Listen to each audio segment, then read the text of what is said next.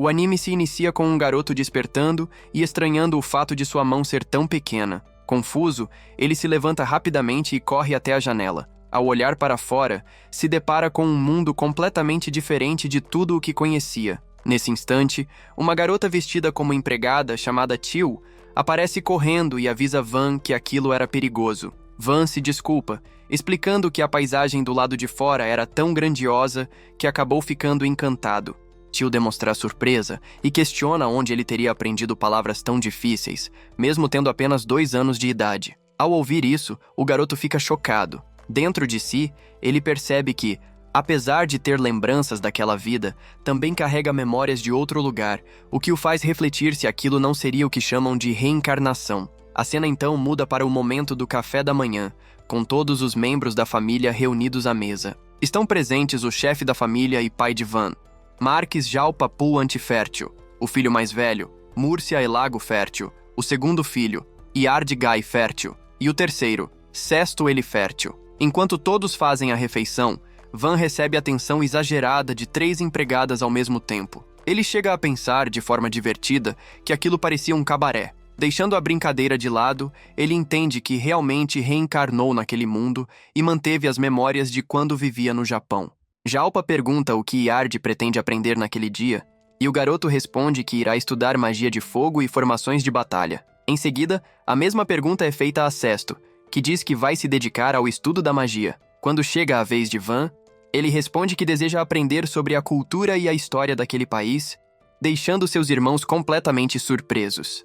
O pai cai na gargalhada, afirmando que o filho mais novo deixado por sua esposa Mila é impressionante, mesmo sendo tão pequeno. Ele comenta que Van deve ter puxado a ele ou a mãe e que sem dúvida terá uma poderosa magia de fogo. Jalpa demonstra grande expectativa pela cerimônia de avaliação mágica que ocorre quando as crianças completam 8 anos. Naquele mundo, a aptidão mágica é algo de extrema importância. Para a nobreza, é obrigatório possuir magia de ataque para proteger o território que governa. Os principais elementos existentes são fogo, água, vento e terra. Qualquer pessoa que desperte uma aptidão diferente dessas é vista como motivo de vergonha. Todos os membros daquela família possuem afinidade com os 4 elementos principais. Após o café da manhã, Van segue para seus estudos. Ele faz inúmeras perguntas a Teal, enquanto é observado com admiração pelas outras empregadas. Em certo momento, alguém coloca vários livros sobre a mesa de Van. Trata-se de Espada, o mordomo-chefe da família. Ele faz algumas perguntas simples de matemática ao garoto e, ao perceber sua capacidade, decide assumir o papel de seu professor. Em poucas semanas, Van aprende a ler e escrever no idioma daquele mundo. 2 anos se passam com ele estudando diariamente. Ao completar 4 anos, ele começa a treinar com espada ao lado de uma de suas empregadas, que brinca dizendo que venceu o duelo. As outras empregadas encaram aquilo como uma ofensa grave, capaz de custar a vida dela. Então a seguram e exigem que Van a castigue. Mesmo Van dizendo que não havia necessidade, ele se aproxima e dá apenas um leve peteleco na testa da garota, encerrando o assunto. Dessa forma, Van continua praticando esgrima todos os dias até completar 5 anos de idade. Nesse ponto, ele já consegue lutar de igual para igual com pessoas mais velhas. Isso também se deve às experiências acumuladas de sua vida anterior. Todos se surpreendem com o fato de o prodígio Van tratar bem aqueles ao seu redor, diferente do comportamento de Iard e Sesto. Enquanto Van fazia uma pausa para beber água, o vice-comandante da Ordem dos Cavaleiros, Dee, se aproxima e pede para ver suas mãos. Ele fica impressionado ao notar que não há nenhum calo nelas. Dee comenta que, segundo Espada, Van foi instruído a estudar 3 vezes mais do que o normal. Por esse motivo, ele decide fazer o mesmo, propondo ensinar Van a se tornar um espadachim. A ideia não agrada nem um pouco o garoto, que já imagina o quanto aquele treinamento seria exaustivo. No dia seguinte, Van inicia seu treinamento e segue até quase o anoitecer. Quando finalmente se senta, completamente esgotado, Teal corre até ele com uma toalha para secar seu suor. Van reflete que, apesar de toda a dificuldade, está se sentindo feliz, pois está vivendo experiências que jamais teve em sua vida passada. Por isso, decide que vai aproveitar ao máximo essa nova vida. Ao completar 6 anos, Van vai ao mercado pela primeira vez. Até então, seus dias haviam sido tomados apenas por estudos e treinos de esgrima. Foi por esse motivo que ele pediu a Teal que o levasse para passear. Van queria experimentar como era a vida de uma pessoa comum, sem toda a expectativa colocada sobre ele por ser considerado um prodígio. Durante o passeio, Van para em frente a um grande edifício e pergunta o que era aquele lugar. Till explica que se trata da Companhia Mercantil Mary, uma grande empresa comercial que possui filiais espalhadas por todo o reino. Em seguida, Van observa um homem puxando um garoto amarrado e questiona o motivo de aquela criança estar daquela forma. O homem responde que pode fazer o que quiser com seu próprio filho e afirma que está ali para vendê-lo como escravo. Till explica que, desde tempos antigos, em famílias muito pobres, é comum que crianças sem o que comer sejam vendidas como escravas. Van considera aquela situação terrível e sente um forte aperto no coração ao presenciar aquilo. Nesse instante, uma mulher sai da companhia mercantil e, ao observar melhor, reconhece Van como o filho do marquês. Till confirma a informação ao mostrar o brasão presente na capa que Van usava. A mulher então se apresenta como Rosalie e, de forma educada, pede que Van considere comprar produtos da companhia mercantil deles. Van aproveita a presença dela e pergunta quanto valeria o garoto que o homem pretendia vender como escravo. Rosalie faz uma rápida avaliação e explica que, como o menino aparentemente não possuía aptidão mágica, seu valor não passava de 3 grandes moedas de prata. Ao ouvir isso, o homem fica tomado pela raiva e começa a chutar o próprio filho, chamando-o de inútil por não render praticamente nada. Em seguida, passa a puxá-lo com força, dizendo que iria verificar o preço em outra loja. Nesse momento, Van intervém e diz que compraria o garoto, oferecendo 5 grandes moedas de prata. O acordo é feito e Van desamarra o menino, perguntando qual era seu nome. O garoto responde que se chama Khamsin. Van então explica que, a partir daquele momento, ele estava livre e poderia ir para onde quisesse. No entanto, Khamsin deixa claro que não tinha para onde ir. Diante disso, Van pergunta se ele gostaria de ir morar em sua casa. Um dos membros da escolta de Van comenta que o marquês jamais permitiria que uma criança desconhecida entrasse na mansão. Porém, a situação seria diferente caso Van o aceitasse como seu escravo. Van pergunta a Khamsin se ele concordaria com isso, e o garoto responde com um aceno positivo. Animado, Van diz que antes precisariam comprar algumas roupas para ele. Rosalie comenta que seria melhor formalizar o pacto de escravidão naquele momento. Ela segura uma mão de cada um e entoa um encantamento, fazendo surgir a marca de escravo no dorso da mão de Khamsin. Em seguida, informa que, dessa vez, a taxa pelo pacto seria gratuita. Van agradece sinceramente pela ajuda. A cena então muda para a residência de Van. Khamsin vai até ele para avisar que o vice-comandante Dee estava à sua procura. Van tenta escapar da situação oferecendo um biscoito para que Khamsin dissesse a Dee que ele não estava ali. O garoto aceita o biscoito, mas comenta que Dee já sabia que Van se encontrava na mansão. Logo depois, a voz de Dee é ouvida chamando por Van. Khamsin sai da sala e informa que Van não estava ali, mas Dee responde que o viu entrando naquele cômodo. Khamsin começa a inventar várias desculpas, tentando despistá-lo. Dee decide deixar o assunto de lado, mas avisa que, então, levaria Khamsin para treinar no lugar de Van. Alguns anos se passam, e a cidade inteira comenta com entusiasmo que Van havia completado 8 anos e finalmente passaria pela avaliação de aptidão mágica. Algumas pessoas afirmam que gostariam que Van se tornasse o senhor das terras no futuro, pois ele era muito diferente da maioria dos nobres. Os familiares de Van estão cheios de expectativas quanto à sua aptidão. Porém, no momento da avaliação, é revelado que Van possui magia de produção, um tipo que não pertence aos 4 elementos principais. Jalpa fica furioso, afirmando que a magia de produção é a mais inútil de todas, já que até ferreiros comuns conseguem produzir itens sem precisar dessa classe. Tomado pela vergonha que aquilo traria à família, Jalpa decide tirar a vida do próprio filho naquele mesmo instante. Antes que ele faça qualquer coisa, Múrcia intervém. Múrcia menciona a existência de uma vila remota, com pouco mais de 100 habitantes. Apesar de fazer parte do território da família dos Marqueses, o local não possui quase nenhum desenvolvimento. Ele explica que a vila produz poucos recursos, é ameaçada por uma besta poderosa e ainda faz fronteira com terras de outros nobres. Além disso, trata-se de um território recém-adquirido, o que torna a lealdade dos moradores bastante frágil.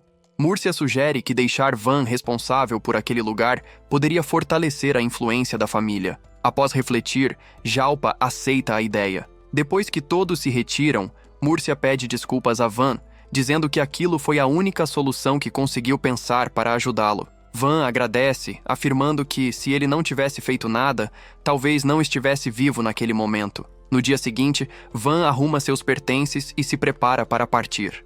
Seu pai não autoriza nenhum guarda para escoltá-lo e permite apenas que Khamsin o acompanhe. Felizmente, Múrcia consegue contratar alguns aventureiros para garantir uma viagem segura. Enquanto Van se preparava para sair, Tio aparece correndo e avisa que também iria junto, pois era sua criada pessoal. Dee surge logo depois, dizendo que também acompanharia a viagem. Arb e Ro são chamados por Dee para se juntarem ao grupo. Em seguida, Espada aparece e informa que comunicou a Jalpa sua decisão de se aposentar mais cedo, pois pretendia passar esse período ajudando Van, mesmo sabendo que, com aquele grupo, seria difícil levar uma vida tranquila. Van se sente feliz por estar cercado de pessoas que se importam com ele. No momento da partida, diversos moradores aparecem para se despedir. Apesar de Jalpa ter tentado manter tudo em segredo, Dee organizou uma despedida digna para Van. Ele se despede de todos com um sorriso no rosto, levando consigo a esperança de um novo começo. Enquanto seguiam pela estrada rumo à vila, Van resolveu testar sua magia de criação. Com um simples gesto, ele transformou um graveto comum em uma pequena lâmina. Observando o resultado, pensou que aquela habilidade talvez pudesse ser útil em algum momento. Em seguida, comentou com Khamsin que, se a rotina naquela vila acabasse se tornando entediante, ele poderia retornar para a residência do Marquês sem problemas. Khamsin, porém, respondeu que havia decidido dedicar toda a sua vida a Van. A resposta o deixou surpreso, impressionado com o nível de lealdade e afeição que Khamsin demonstrava. Assim que chegaram à vila, perceberam que o local estava sendo atacado por bandidos. O grupo desceu da carruagem para avaliar a situação e decidir como agir. Observando de longe, Van calculou que havia cerca de 50 inimigos, um número muito superior ao do grupo que os acompanhava. Dee pediu para entrar em combate, afirmando que, se lutassem em conjunto, poderiam vencer.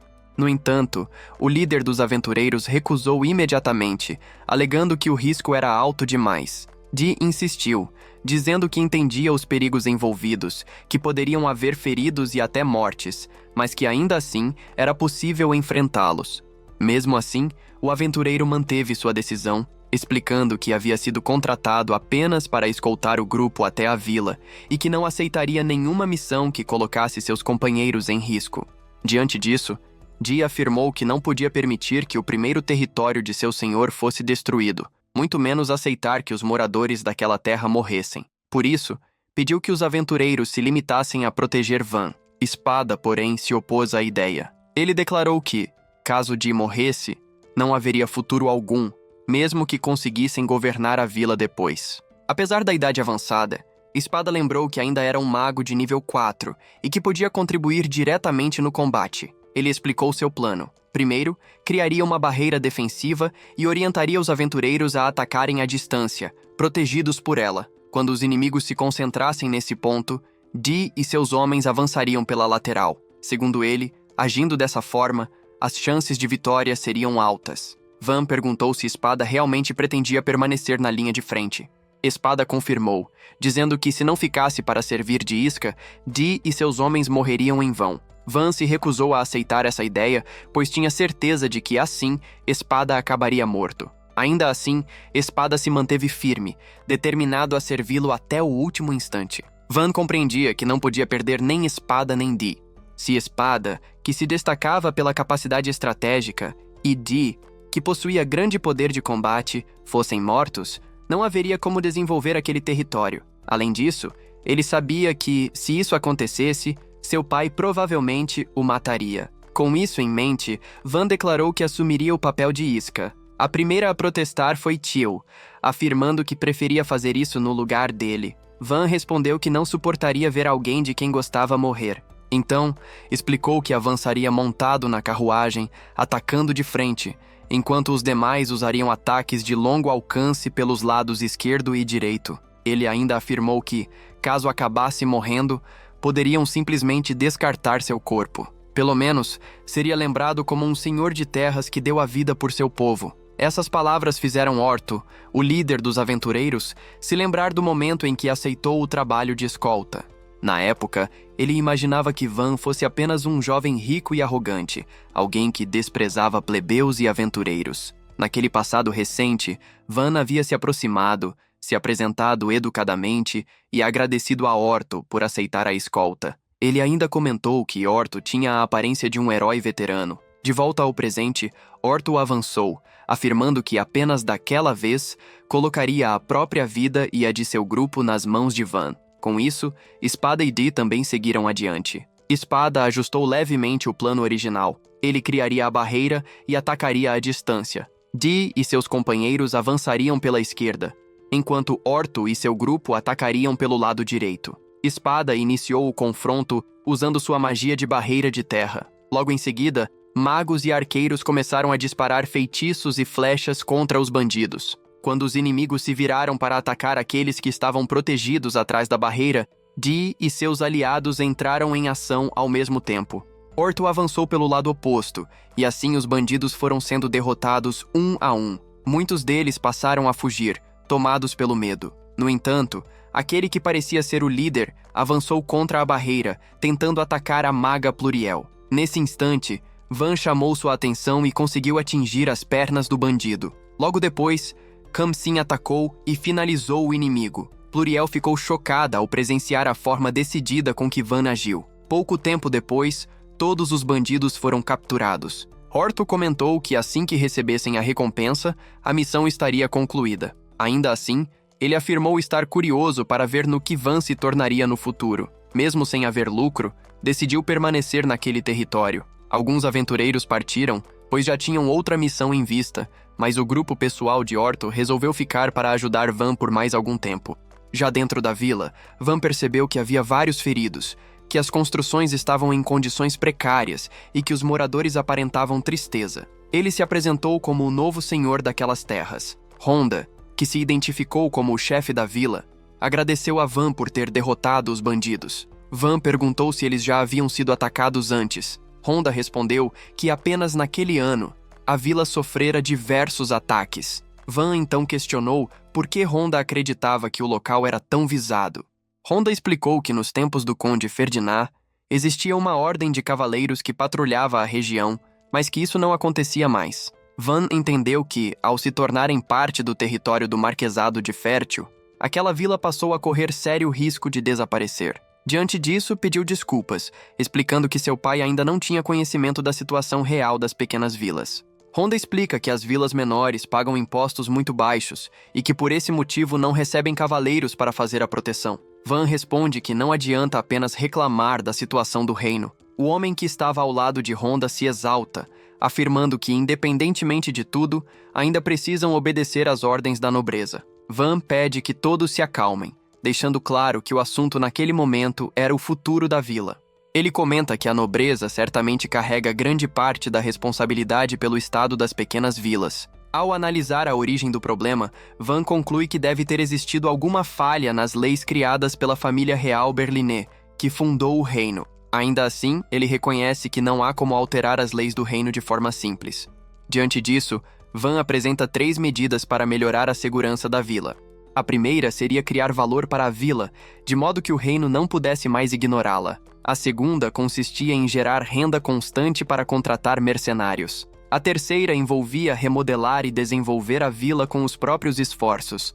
A jovem ao lado de Honda comenta que essas ideias já haviam sido consideradas antes, mas que colocá-las em prática não seria algo simples. Van responde que, até aquele momento, realmente havia sido difícil, porém agora ele estava ali como o novo senhor daquelas terras. A partir dali, faria tudo o que estivesse ao seu alcance para proteger e desenvolver a vila. Pelo silêncio que se seguiu, Van percebe que os moradores ainda não confiavam nele. Espada então dá um passo à frente e se apresenta como o antigo mordomo-chefe do Marquês. Ele acrescenta que Van havia sido escolhido como senhor daquelas terras mesmo tendo apenas 8 anos de idade e que desde pequeno sempre foi considerado um prodígio. Dee também se apresenta dizendo que ocupava o cargo de vice-comandante. Apenas essas informações já são suficientes para deixar Honda e os demais moradores surpresos e mais confiantes. Honda comenta que Van deveria ser um magnífico usuário da magia dos 4 elementos. Van o interrompe e esclarece que sua magia era de produção,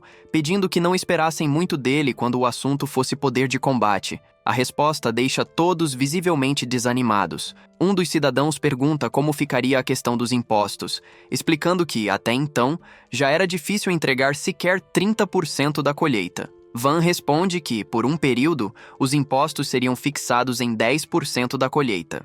Ele explica que, antes de qualquer coisa, sua prioridade era garantir uma vida estável para todos. A reação dos moradores é de surpresa imediata. Em seguida, Van pede que Espada reforce os muros da vila como uma medida emergencial, utilizando magia de terra. Ele comenta que, no futuro, pretende substituí-los por algo mais resistente. Atendendo ao pedido, Espada cria uma grande muralha de terra à frente dos muros já existentes. Van comenta que também deseja construir um fosso ao redor da vila para atrasar possíveis invasões. Dee avisa que isso poderia ser deixado para os cavaleiros, acrescentando que eles também poderiam montar algumas armadilhas. Van pede a colaboração de todos, afirmando que, se trabalharem juntos, aquela vila renasceria ainda mais forte do que antes. Pouco tempo depois, Van segue com Teal e Khamsin para testar novamente sua magia de produção.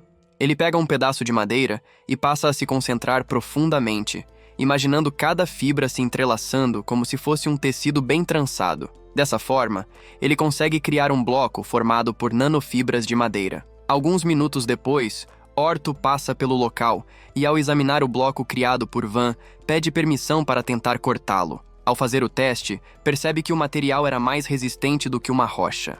Van fica surpreso com o resultado, pois não havia imaginado que o objeto alcançaria um nível tão alto de resistência. Com o cair da tarde, Teal pergunta se o poder mágico de Van não se esgotava. Van responde que não percebia nenhum sinal de cansaço ou diminuição de energia. Khamsin comenta que já havia ouvido dizer que a magia de produção consumia uma quantidade enorme de poder mágico, tornando difícil criar sequer um único objeto. Mesmo assim, Van continua usando sua magia e transforma um dos blocos de fibra em uma katana. Ele entrega a espada a Khamsin como presente. O garoto declara que aquela espada se tornaria o tesouro de sua família. Ao notar que Teal parecia ansiosa, esperando receber algo também, Van entrega a ela um machado.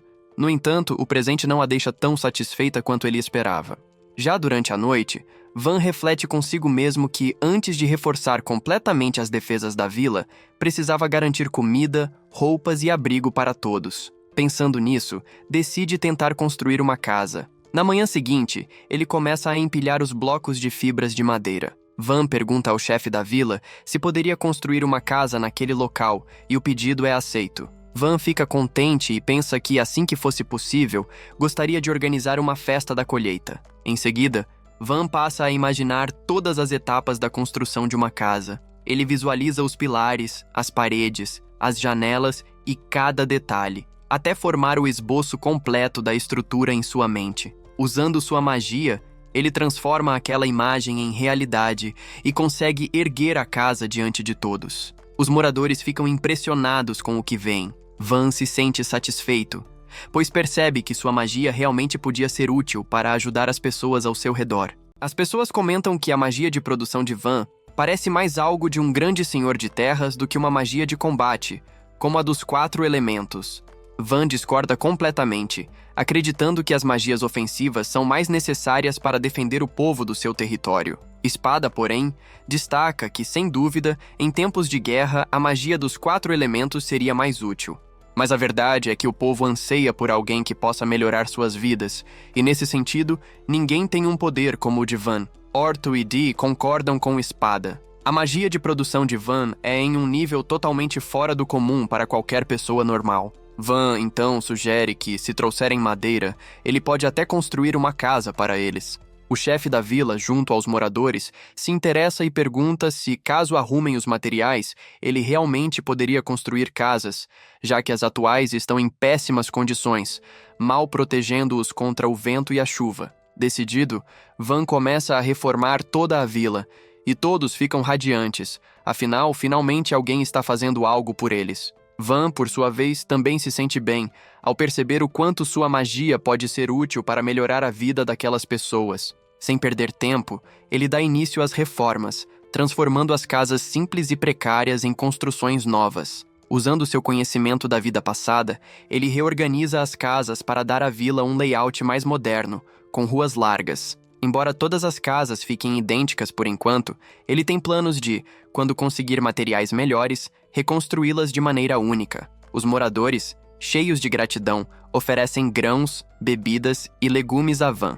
Quando o fim da tarde chega, ele revela que também construiu uma casa de banho ao lado de sua mansão. Inicialmente, ele só queria ter um lugar para tomar banho, mas fica feliz ao ver que todos gostaram da novidade. Teal, animada, chama Van para ir tomar banho com ela, e Pluriel também diz que vai se juntar a eles, mas Van, rindo, recusa. Ele já está um pouco velho para tomar banho junto com elas. Enquanto as garotas aproveitam o banho, Pluriel comenta que nunca imaginou que seriam tratados com tanto luxo, e Teal acrescenta que Van é exatamente assim. Pluriel diz que ele é um nobre único, uma criança incrível, e Teal concorda, dizendo que poderia falar horas sobre as qualidades de Van. Mais tarde, enquanto Van e Kamsin tomam banho e conversam, os cavaleiros chegam para se juntar a eles. Dee, como sempre, não para nem quando está no banho e continua treinando. Depois disso, Van vai para seu quarto e cai no sono, exausto, mas contente. No dia seguinte, eles terminam de cavar o fosso ao redor da vila. Van observa que ficou bom, mas acredita que seria ainda melhor se conseguissem enchê-lo com água, o que ajudaria na defesa, e ao mesmo tempo forneceriam água potável e para o banho. Então ele decide garantir uma fonte de água para a vila. Imediatamente, começam a trabalhar para trazer água de um rio próximo. Espada usa seu poder mágico para abrir um caminho de dezenas de metros de uma vez, enquanto os outros cavavam manualmente. Van o segue de perto, reforçando o terreno e as paredes com sua magia. Ele se sente feliz ao ver todos colaborando, pois sabe que essas mudanças vão atrair comerciantes para a vila, o que é essencial para uma vida mais confortável no futuro. Ao observar a distância do rio até a vila, Van calcula que levaria cerca de uma semana para terminar o trabalho. No entanto, ao final da tarde, o grupo já está bem perto da vila. Van, então, decide que é melhor parar por ali e continuar no dia seguinte. Dee questiona por que parar, já que estavam tão próximos de concluir. Mas Van explica que ele é o único que ainda tem energia para continuar. No dia seguinte, o trabalho está concluído. Van agradece a todos pelo esforço e ordena que inaugurassem o novo canal de água. Espada então abre a passagem, levando a água até o fosso, e os moradores ficam impressionados por realmente terem conseguido trazer a água do rio para a vila. Van observa o resultado com satisfação, mas percebe que, se chover muito, existe o risco de inundação. Então sugere a criação de um lago atrás da vila para armazenar a água da chuva. Espada concorda, dizendo que seria muito útil, especialmente em tempos de seca. Assim, eles constroem o lago. O chefe da vila agradece a Van, dizendo que, graças a ele, agora não precisam mais sair para buscar água no rio. Van, por sua vez, também fica contente, pois sabe que essas melhorias garantirão uma vida mais confortável para todos. A cena então se transfere para uma carruagem, onde uma mulher loira e uma garotinha chamada Alte viajam. Alte comenta que Panamera é muito legal, e a mulher responde com orgulho que se sente como uma deusa. Ela diz que ainda levarão algum tempo para chegar à vila fronteiriça e pede para Alte descansar bem. No dia seguinte, Van finaliza a reforma dos muros da vila, transformando-os em uma verdadeira muralha. No entanto, ele ainda sente que não está bom o suficiente, então decide equipar a muralha e algumas torres com balistas. Teal, surpresa, comenta que a magia de produção de Van pode criar literalmente qualquer coisa. Mesmo sendo uma vila pequena, o lugar agora mais parecia uma cidade protegida por fortificações. Espada observa que aquilo já não podia mais ser chamado de vila. Dee concorda imediatamente, dizendo que o local se transformou em uma pequena fortaleza, onde ladrões comuns não teriam qualquer chance de sucesso, não importando o quanto tentassem. Dee comenta que, se Jalpa tivesse reconhecido o talento de Van, o poder da família do Marquês teria crescido de forma impressionante. Espada responde que Jalpa sempre deu prioridade às magias ofensivas. Dee questiona se Espada realmente não enxerga o potencial da mesma forma que ele, afirmando que o poder de Van supera qualquer outro. Espada acredita que a força de Van existe para proteger, não para atacar outros territórios. Dee rebate, dizendo que a guerra envolve muito mais do que soldados lutando no campo de batalha. Antes que a conversa se transforme em uma discussão maior, Van pede que os dois parem. Ele comenta que não adianta lamentar talentos ou circunstâncias, o importante é competir com o que se tem e aprender a valorizar isso. Espada e Dee ficam surpresos ao ouvir palavras tão maduras vindas de alguém tão jovem. De repente, o estômago de Van ronca alto, interrompendo o momento. A cena muda para ele já comendo, elogiando o sabor da comida preparada por Teal. Ao ouvir isso, Teal fica aliviada e feliz, pois estava preocupada por não ter muitos ingredientes disponíveis. Espada comenta que, embora a defesa da vila seja essencial, ainda é necessário garantir uma fonte de renda constante. No momento, apenas um vendedor ambulante aparece de vez em quando, com intervalos longos entre as visitas. Van afirma que consegue cuidar da construção das casas e dos móveis, e que a vila pode se sustentar com alimentos vindos das próprias plantações. Espada lembra que faltam condimentos, e que também não há ingredientes suficientes para preparar os doces que Van tanto gosta. Essa observação faz a expressão de Van mudar completamente. Ele passa a refletir seriamente, pensando em algo que pudesse ser produzido e vendido. Algum tempo depois, Van vai para fora testar as armas que criou para Khamsin e Teal. No entanto, os dois se recusam a usá-las, dizendo que aquelas armas são tesouros para eles. Shara comenta que não há motivo para preocupação, pois ele vai apenas se defender usando um escudo. Ainda hesitante, Khamsin atinge o escudo com um golpe leve. Shara diz que entende o cuidado dele para não danificar a espada, mas que não precisava ser tão contido. Nesse instante, Shara percebe que o escudo foi quebrado exatamente no ponto atingido. Van comenta de forma tranquila que não esperava que uma arma feita de madeira tivesse tanta força. Van se aproxima e repara o escudo de Shara sem dificuldade. Orto, que passava pelo local, pergunta se Van teria interesse em comprar minérios. Ele explica que naquela floresta, por estar próxima das montanhas de Wolfsburg, vivem muitas feras mágicas, e talvez por isso ele tenha conseguido coletar minérios raros sem precisar entrar nas montanhas. Orto conta que encontrou ferro, prata, ouro e até minério de mitril. Van fica surpreso ao saber que tudo isso foi encontrado no meio da floresta, sem sequer entrar em uma mina. Ele começa a se perguntar por que aquela região nunca havia sido explorada antes. Orto acredita que seja por ser um local distante e pouco conveniente, provavelmente visitado apenas por cavaleiros. Van conclui que, se há minérios desse tipo na floresta, então as montanhas de Wolfsburg devem esconder ainda mais recursos. Ele pergunta a Orto se pode usar o minério de ferro, e o aventureiro concorda. Em seguida, Van produz um bloco de malha de ferro, removendo todas as impurezas do material. Shara pergunta se Van poderia fazer uma espada usando aquele ferro.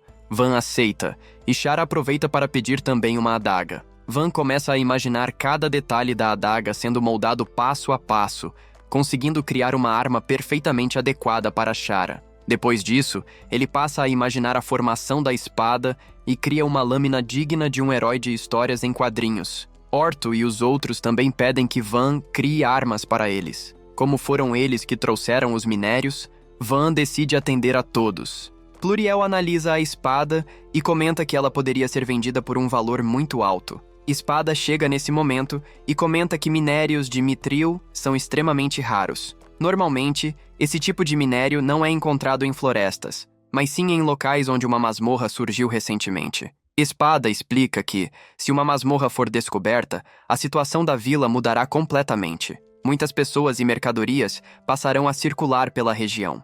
Ao ouvir isso, Van se anima, pensando que a importância da vila aumentaria muito caso realmente exista uma nova masmorra ali. Espada acrescenta que dungeons são considerados verdadeiros tesouros nacionais, cheios de recursos valiosos. Quando uma guilda recebe informações sobre uma nova masmorra, regras exigem que filiais sejam criadas nas cidades e vilas próximas. Van entende que, mesmo que ele relate a possível existência da dungeon, a vila ainda não tem estrutura para receber membros de guilda. Espada concorda, explicando que aventureiros, comerciantes e cavaleiros certamente apareceriam, mas no estado atual, a vila não possui comodidades nem alimentos suficientes. Van percebe que, além disso, países vizinhos poderiam tentar atacar para se apoderar dos lucros da dungeon. Pluriel pergunta se o pai de Van não enviaria reforços caso soubesse da masmorra. Meio sem jeito, Van comenta que é visto como um estorvo pela família fértil, e que, se descobrissem a dungeon, provavelmente o tirariam dali e o mandariam para outro lugar. Pluriel então sugere que eles esperem até que a vila esteja mais desenvolvida antes de procurar pela dungeon. Assim, ficaria mais difícil para a família Fértil interferir. Orto e os outros concordam com essa ideia. Van entende que encontrar e relatar a dungeon pode ser muito vantajoso no futuro, e agradece a todos pelo apoio. Enquanto caminhava pela vila ao lado de Tio, um morador surge correndo em desespero, avisando que lagartos blindados estão se aproximando. Van ordena imediatamente que o portão seja fechado. Mesmo assim, o medo se espalha entre as pessoas. Van então faz um discurso, tentando encorajá-las a se unirem para repelir as criaturas e proteger a vila. E assim terminamos o terceiro episódio do anime, Easygoing Territory Defense by the Optimistic Lord. Se quiserem a continuação dos próximos episódios, deixem aí nos comentários. Não se esqueça de se inscrever no canal para continuar pegando os próximos vídeos. Falou e até a próxima! Bom, acabou, pessoal!